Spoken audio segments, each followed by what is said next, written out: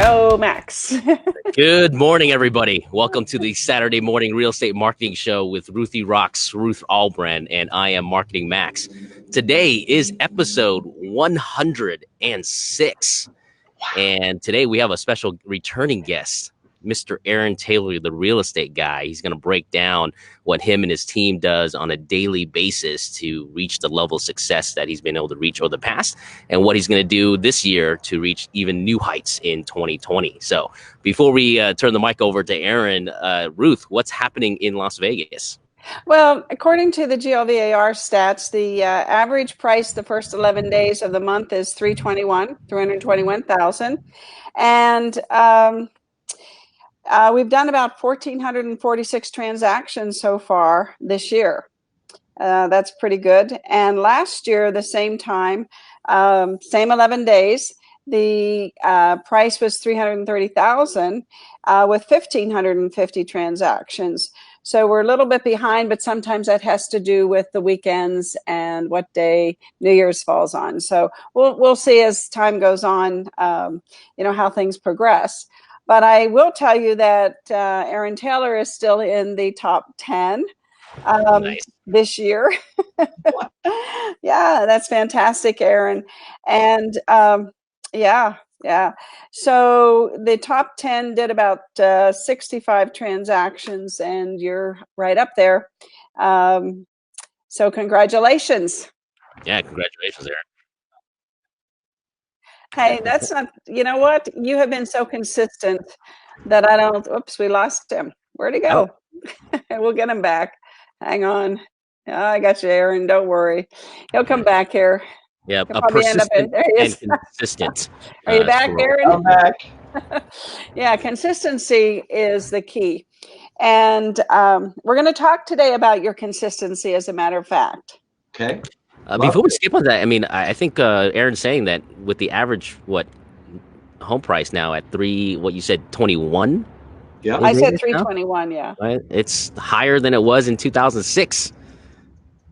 Right Yeah, before. The average and the median is probably a little different. Okay, got it. Yeah, it's probably not quite at the 2006, but I mean, we're knocking on the doors for sure.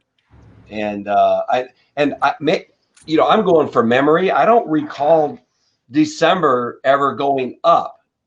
October, November, it drops a little bit. The median price, the average price, December, it drops. Mm-hmm. Then we start, in a good first quarter. Last first quarter was a little sketchy. But in a good first quarter, then it starts to trickle up a little bit. Well, sure. Man, we popped up in December. Yeah, so yeah. I think hold on for the ride because it's going to be a good first quarter. I think so too. A lot of things happening in 2020 here in Las Vegas. Yeah, a lot of things all coming together at one time, which creates that pop, right? A lot of momentum. And there's a lot of momentum coming. And I know a lot of people are thinking about the Raiders are going to, double the values and this and that. Well, we always say that the Raiders aren't going to move the needle very much. But I will tell you this, with the Raiders and everything else that's going on in this city, if the perception says that it will be, then right, there's going to be some action. It's going to be great. I'm excited for it. Yeah. Our goals, we've taken to a new level, and like any profession, not just real estate, we have to evaluate our last year's performance and what we did to get there. And then if we do the same thing, we'll probably get the same result, right? Well, I don't want to do the same thing. I want a better result. So we kept some of the systems and campaigns that worked for us, and we created some other ones that I think by holding our staff and everybody that works with us accountable, we're going to hit that result for sure. I know we are. And it's already starting, like Bruce said, still in the top 10. And we're going to be there. Right. So since you're on that topic there, Aaron, what are some of these tasks or systems and processes that you're putting in place that you're keeping from last year and maybe making a few tweaks this year? So what we did this year, starting the first day of the year, was we put a program, we put a system in place that holds our agents and our transaction coordinators, our marketing director, everybody accountable, not just for what we're trying to accomplish, but hold them accountable daily, on an hourly platform. Agents, when they get out of school, or even experienced agents, they get lost during the day and they start doing these activities that don't make them any money. And we all get in that, like even me and Ruth, right? We'll catch each other in the hall, and we're always talking about business and work, but there's these activities that just don't make you money, and you need to recognize that. So we wrote them down, old school, put them on paper, computer, whatever you want to do it. And we wrote down what we need to accomplish daily to get our result weekly, to get our result monthly, and to get our result yearly. And I want to share some of that with the agents because it's very important. And I think big companies out there, even them listening to this, some of the tactics that we use, they might want to take. Good morning, Leslie. Hi. So, our faithful girl. Yeah. So the first thing that we set out to do is we have to make daily contacts with our clients. Now, it's one thing to make daily contacts, but you have to have the purpose for calling them. And that could be a whole training scenario. I'm not going to go over that, but daily contacts. So our agents have to make 5 contacts per day. Now they also have to make 5 contacts with agents per day, because the company that I'm with, we want to attract agents and we want to recruit and teach them in the whole 9 yards, right? Now that doesn't mean 5 calls, that means 5 contacts. So you might have to make maybe 10 or 15 calls to make those 5 contacts. If they don't answer the phone, then we have a script on what to say. Don't waste the call. If the answer machine picks up, then leave the message, right? I mean, you made the call, leave a great message. So that's the first thing. Now, our office staff, my girls in the office, now, they're transaction coordinators, they're busy, they're doing their job, they're doing this, but there's no reason why they can't participate in the ultimate goal, right? Because they get paid from the ultimate goal. So with them, because they're not salespeople, they more maintain the production that we do. Their job is that they have to make 1 contact every single day. Not with they have to go out of their way, make a phone call, make a contact with a client. Then they have to make the 1 contact with the agent as well. So that's really important to do, and we're going to hold ourselves accountable. We have to input in our CRM the contact, the discussion, the whole 9 yards. And usually, depending on what we're calling them for, because we have to have a reason, right? Usually it's always business first and then personal second, right? We're not, everybody's heard me talk about that before. Business first, personal second. Now, when they're making those calls and those contacts, then they're going to write a personal note as they're making those calls. So with me, when I make calls, I like to write a personal note as I'm on the phone with them all the time, everyone. But I'm just requiring them to just send 1 personal note out every single day. Then the next step daily is they have to add 1 person to the database every single day. That means you're going to have to go out in the field. They're going to have to talk to people. They're going to have to meet people, somebody new, and they're going to have to ask that person at some point in the conversation that if they were ever going to, refer an agent or buy a house or sell a house, is there somebody that they would use or refer business to? And that person more than likely is going to go, nope, I don't know anybody. I want to be that person. And they're going to add them to the database. And we call that in the morning. I want our agents to do that from 8 in the morning to 10, because the things that you do during the course of the day that are uncomfortable, if you don't do them in the morning, it creates you anxiety throughout the day. So you're telling them to make the contacts in the morning first. Do it in the morning, because especially my office team members, the girls, it's uncomfortable for them to do that. They were struggling with it. So now we got it down to where they make that call at 8 in the morning. 8 o'clock in the morning, they start making their calls. Well, by 8:15, they're done with that 1 call. I mean, they're done. Now they can do their job and they don't have that anxiety, and it's going to get more comfortable for them as they continue. The other thing that we do is we are required to do 1 open house every week, not monthly, but weekly. Now, when we do an open house, there's a system that we have. You don't just put your signs up and do an open house. You have to, on Friday, go out there and knock on the neighborhood, knock on so many doors, leave information, et cetera, et cetera, et cetera. And I have a whole bunch of notes and how to do it daily and hourly and details. I mean, we really got detailed with this because there's no reason for a real estate agent not to be successful if they do this. There's no reason. And there's a few other things in here too, but this is the core to my business. You know, when I first started, if I didn't have a home in escrow, I don't have any clients, I'm not making 5 calls. I'm making 50 calls. Right. So You're making as many calls as possible because that's the money-making activity. Right. So we broke it down to where, okay, guys, this is simple to do every single day. It's a start of your day, and it's just a couple hours. And I promise agents, if you come to our training and you do this roadmap right here, that you will do more business than you did the year before, the month before, and they'll hit that goal for sure. Right. So how are you holding them accountable, Aaron? So we have our team meetings on Wednesday, and they have to physically bring it in. Now in our CRM, they log it in, so my team leader prints it all out as well.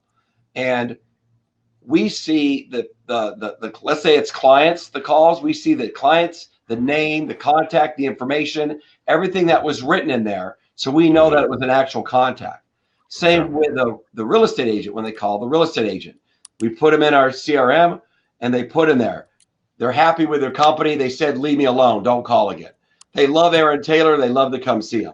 They're not sure. They're on the fence. They say they're going to come, but we know they're not going to come. We put the notes there, right? All the notes.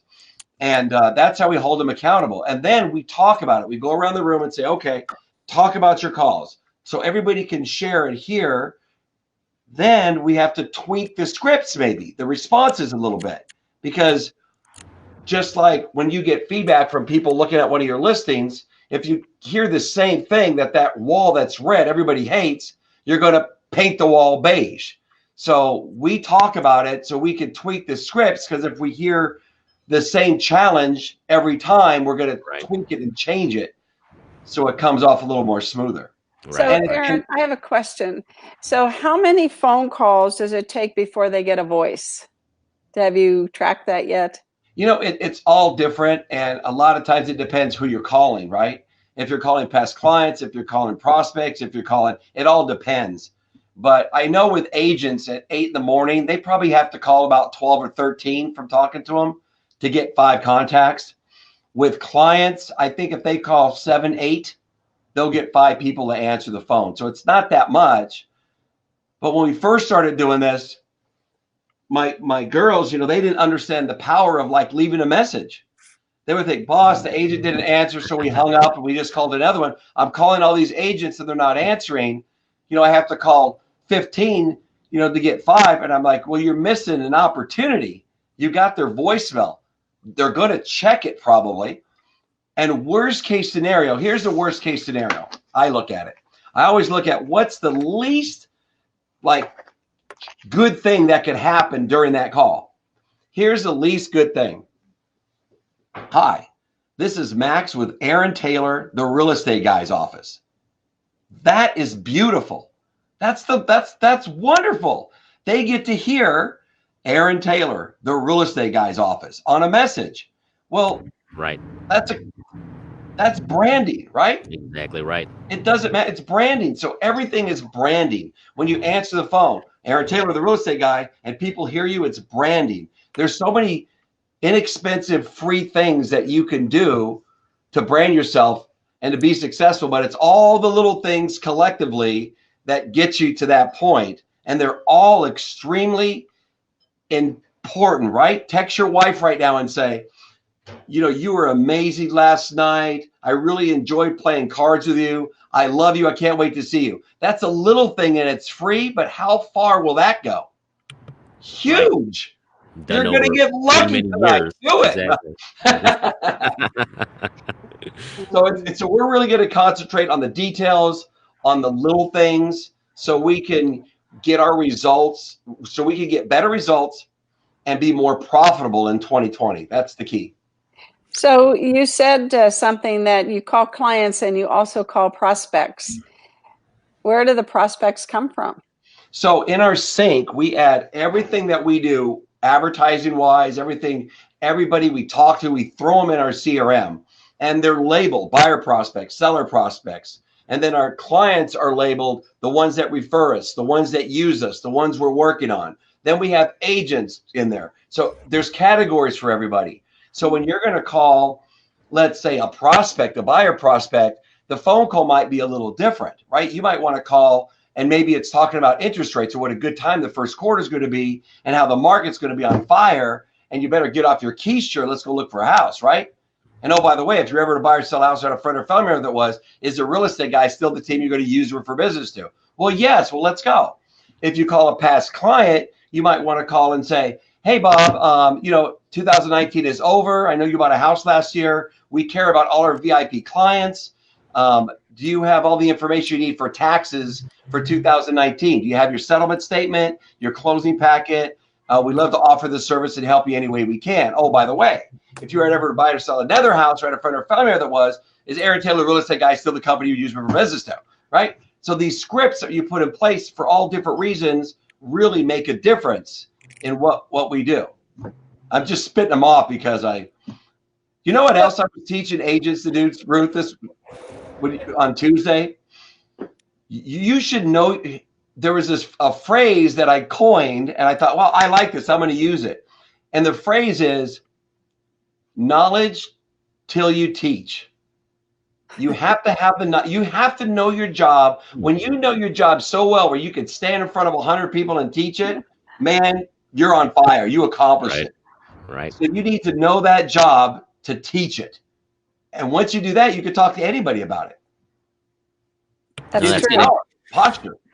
What's great about what you talked about today is, I mean, I only heard like really 3-4 things. You're keeping it very simple and then tracking the activity, and that's the key to kind of success, is not to make things complicated. I think a lot of reasons why real estate agents get lost is they feel like they got to do like 1,000 different things, and they end up doing nothing during the day. So I mean, you laid out a pretty simple plan. I heard 5 contacts, right? 5 contacts to the prospects or past clients. Right.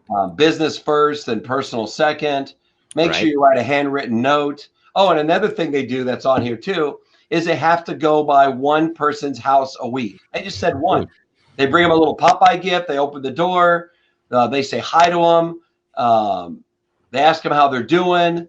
Mm-hmm. They ask if they know anybody buying or selling a house, and they end it with, hey, it was great to see you. Your house is beautiful. So that's another thing that's in their activities. It's not a daily activity, but they have to literally go by one person's house a week. So like I said, there's so much more in here, but it really is the blueprint, especially for a new agent, to be successful. Well, fantastic. I know you have to run here, Aaron. Any last words and thoughts before you go on your next radio show? Well, the radio show now is from 10 to 12 every Saturday on 8:40 a.m. KXNT.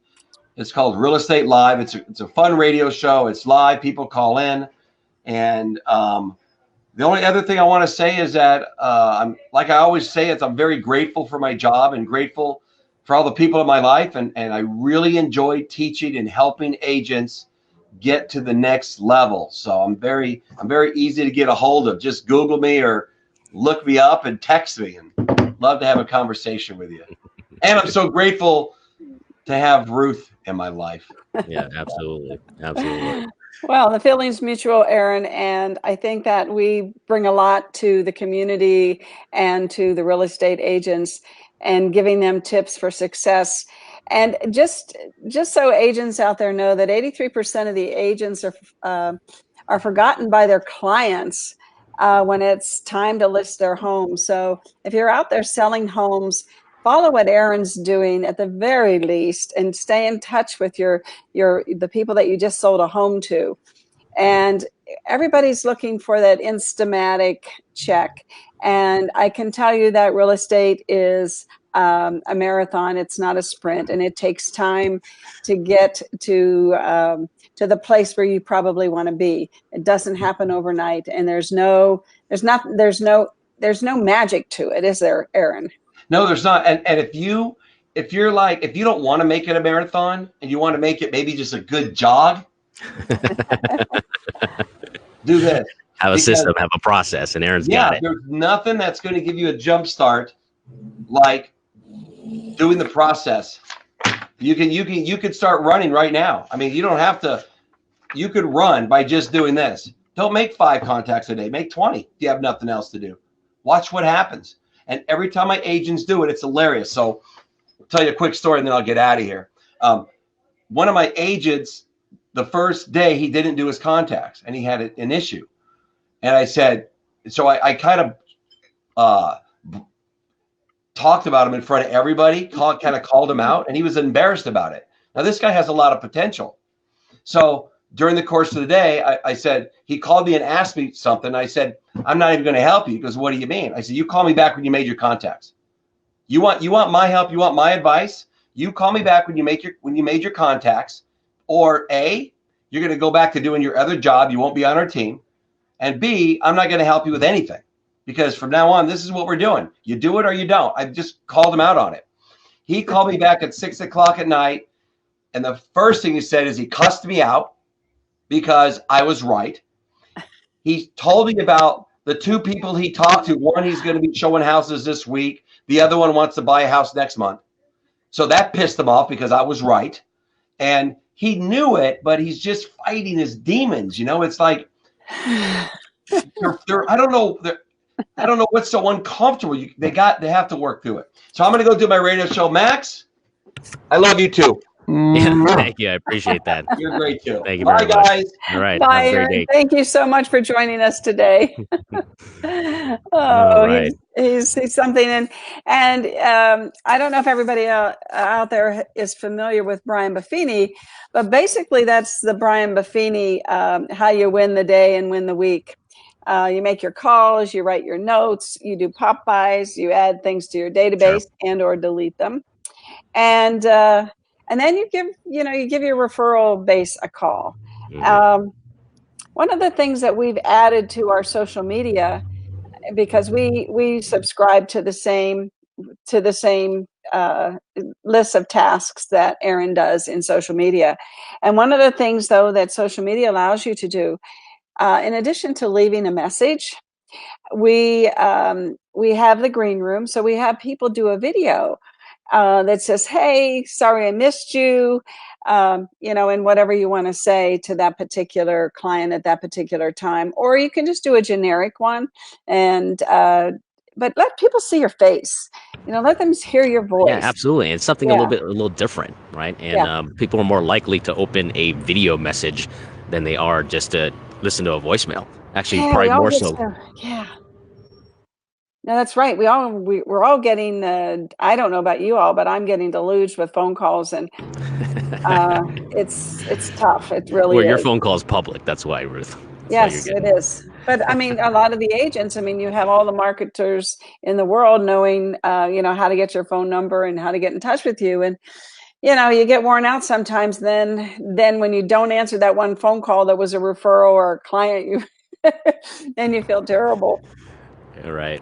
I need to get over that fact too. I should be able just to hang up on people. I feel like I'm rude, but if it's a solicitor, I should just be able to hang up on. So I just should pick up every phone call, because you never know which one's going to make you money.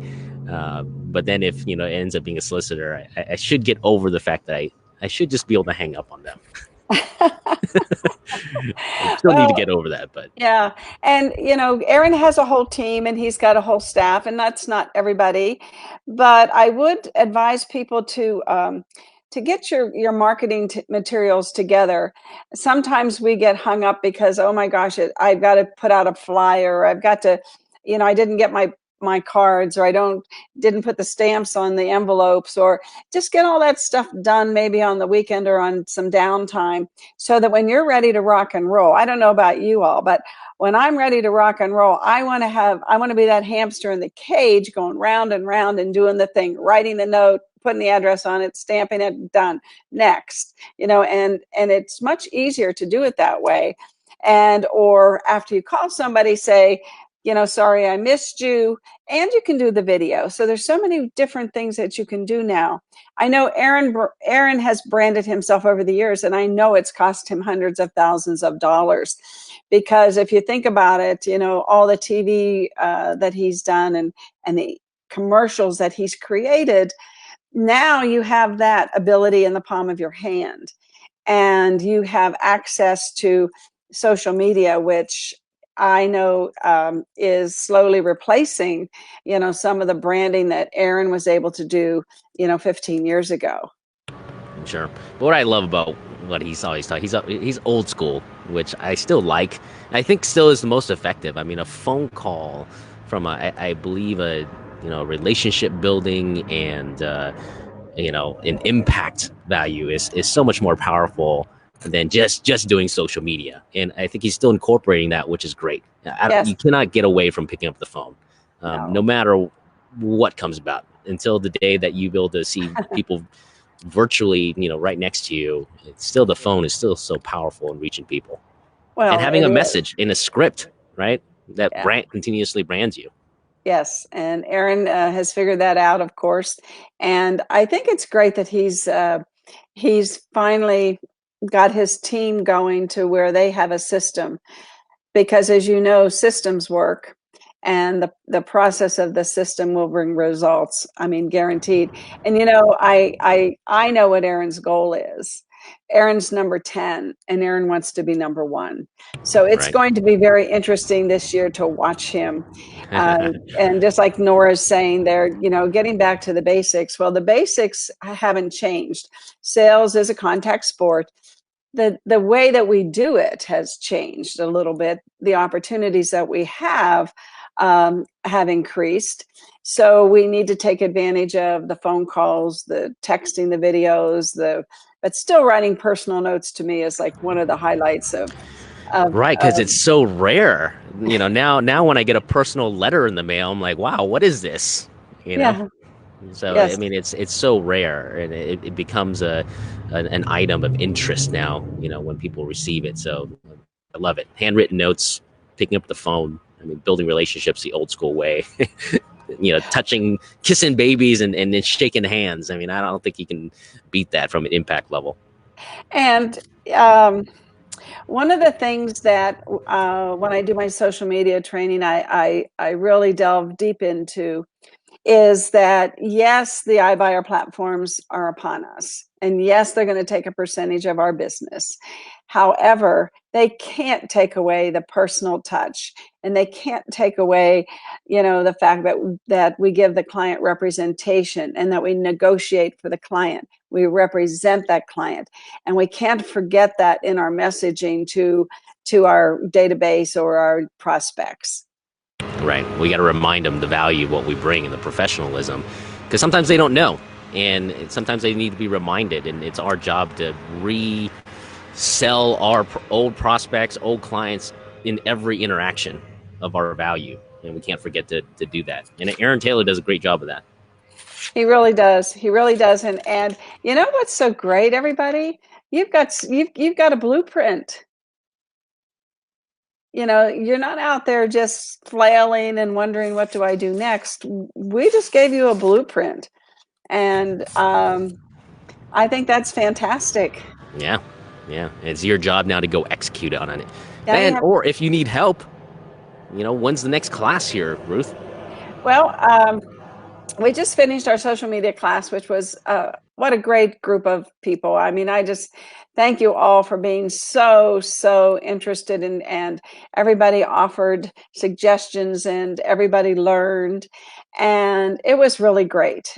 And I think that most of the students will be back on Thursday, because every Thursday from 1 to 3 we have the review, and we go over what we did the first week, because there's a lot of material, and repetition is how you build your muscle memory, so that you can just do these things on a daily basis, much like Aaron's saying, and you do the things very easily, so that you can continue to give value and to contact people on social media, as well as the phone calls and things, the writing the personal notes. So you can just add that to your day as well. But every Thursday, 1 to 3, we do the review of the social media. So if you've taken the class anytime in the last 3 years, you're always welcome to come to our review classes. And you're always welcome to come to the social media classes, which is the first week of every month, Wednesday, Thursday, Friday.